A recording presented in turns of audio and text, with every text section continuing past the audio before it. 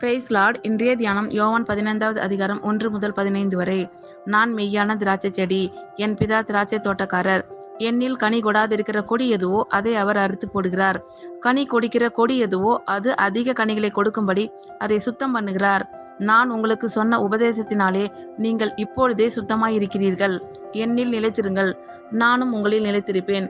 கொடியானது திராட்சை செடியில் நிலைத்திராவிட்டால் அது தானாய் கனி கொடுக்க மாட்டாதது போல நீங்களும் என்னில் நிலைத்திராவிட்டால் கனி கொடுக்க மாட்டீர்கள். நானே திராட்சை செடி, நீங்கள் கொடிகள். ஒருவன் என்னிலும் நான் அவனிலும் நிலைத்திருந்தால் அவன் மிகுந்த கனிகளை கொடுப்பான். என்னை அல்லாமல் உங்களால் ஒன்றும் செய்யக்கூடாது.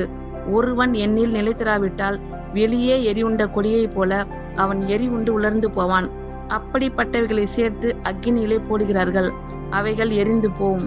நீங்கள் என்னிலும் என் வார்த்தைகள் உங்களிலும் நிலைத்திருந்தால் நீங்கள் கேட்டுக்கொள்வது எதுவோ அது உங்களுக்கு செய்யப்படும்.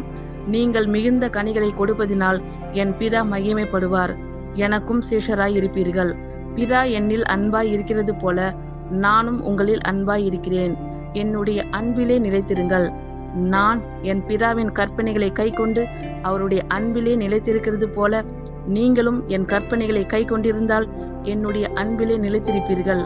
என்னுடைய சந்தோஷம் உங்களில் நிலைத்திருக்கும்படிக்கும் உங்கள் சந்தோஷம் நிறைவாய் இருக்கும்படிக்கும் இவைகளை உங்களுக்கு சொன்னேன்.